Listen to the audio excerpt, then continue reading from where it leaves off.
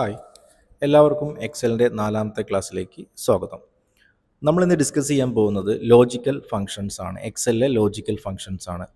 Logical ഫങ്ഷൻസിനകത്ത് ചെയ്യുന്നത് എന്താണെന്ന് വെച്ചാൽ നമ്മുടെ സെല്ലുകൾ തമ്മിൽ കൂട്ടുകയോ ഗുണിക്കുകയോ കുറയ്ക്കുകയോ ഒന്നല്ല ചെയ്യുന്നത്. അവിടെ കണ്ടീഷൻസ് പറയുന്ന കാൽക്കുലേഷൻസ് എങ്ങനെ ചെയ്യാമെന്നുള്ളതാണ് ഈ ഫങ്ഷൻ കൊണ്ട് ഉദ്ദേശിക്കുന്നത്. ഒരു കണ്ടീഷൻ തന്നു കഴിഞ്ഞാൽ ആ കണ്ടീഷൻ വെച്ചിട്ട് നമ്മുടെ ആ റിസൾട്ട് നമുക്ക് കിട്ടണം. ഇവിടെ ഈ ഫംഗ്ഷൻ ഉപയോഗിക്കുന്നത് കണ്ടീഷൻസ് പറയുന്ന കാൽക്കുലേഷൻസ് ചെയ്യാൻ വേണ്ടിയിട്ടാണ്. അപ്പോൾ ഈ ഫംഗ്ഷൻ സിംഗിൾ കണ്ടീഷന് വേണ്ടിയിട്ടുള്ളതാണ്. അപ്പോൾ ഒരു കണ്ടീഷൻ ഉണ്ടാവും, 2 സ്റ്റേറ്റ്മെൻറ്റും ഉണ്ടാവും.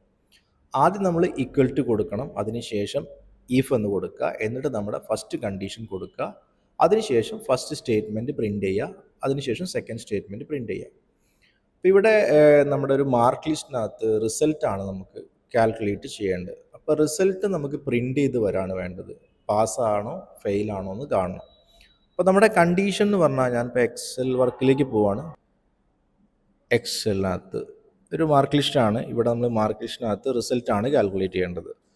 അപ്പോൾ ഞാൻ ആദ്യം ഈക്വൽ ടു നമ്മുടെ ഫങ്ഷൻ ഈഫ് എന്ന് കൊടുത്തു, ബ്രാക്കറ്റ് ഓപ്പൺ ചെയ്തു, ടോട്ടലിൽ ക്ലിക്ക് ചെയ്തു. ടോട്ടൽ ഗ്രേറ്റർ ദാൻ 200, ഇതാണ് നമ്മുടെ കണ്ടീഷൻ. 200 എന്ന് കൊടുക്കുക, കോം കൊടുക്കുക, എന്നിട്ട് പാസ്ഡ് എന്ന് വരണം. അത് നമ്മൾ ഡബിൾ ഇൻവെർട്ടഡ് കോമയിൽ വേണം കൊടുക്കുക.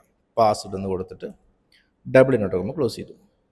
എന്നിട്ട് ആ സ്റ്റേറ്റ്മെൻറ്റിനെ വേർതിരിക്കാൻ വേണ്ടി വീണ്ടും ഒരു കോമ ഇടുക, എന്നിട്ട് ഡബിൾ ഇൻവെർട്ടഡ് കോമയിൽ ഫെയിൽഡ് എന്ന് കൊടുക്കുക.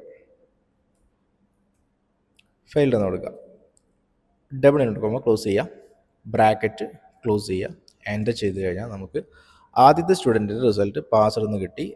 ഇനി ആ റിസൾട്ടിൽ ക്ലിക്ക് ചെയ്യുക. ഈ പോയിന്റിൽ വന്നിട്ട് നമ്മൾ ബ്ലാക്ക് കളറായിട്ട് വരണം. മൗസിൻ്റെ ചിഹ്നം ഈ ബ്ലാക്ക് കളറായിട്ട് വരുമ്പോൾ ഡബിൾ ക്ലിക്ക് ചെയ്താൽ ബാക്കിയുള്ള റിസൾട്ട് കംപ്ലീറ്റ് കാണാൻ പറ്റും. ഇതിനകത്ത് ഇവിടെ ഒരാൾ ഫെയിൽ ആയിട്ടുണ്ട്, ഇവിടെ ഒരാൾ ഫെയിൽ ആയിട്ടുണ്ട്. അപ്പോൾ 200 മാർക്കിന് താഴെയാണ് ടോട്ടൽ മാർക്കെങ്കിൽ റിസൾട്ട് ഫെയിൽഡ് എന്ന് കാണിക്കും, അല്ലാത്ത പക്ഷം റിസൾട്ട് പാസ്ഡ് എന്ന് കാണിക്കും. ഇനി നമുക്ക് ഇതിനകത്ത് ഈഫ് കണ്ടീഷൻ തന്നെ നമ്മൾ എന്ത് ചെയ്യണം? ഈഫ് കണ്ടീഷൻ വീണ്ടും വീണ്ടും യൂസ് ചെയ്യുന്നതിന് നമ്മൾ എൽസ് ഈഫ് എന്ന് പറയും, അല്ലെങ്കിൽ നെസ്റ്റഡ് ഈഫ് എന്ന് പറയും.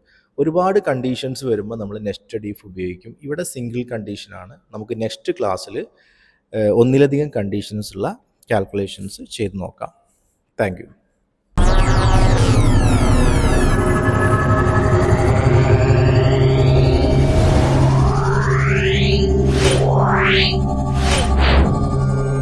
Yeah.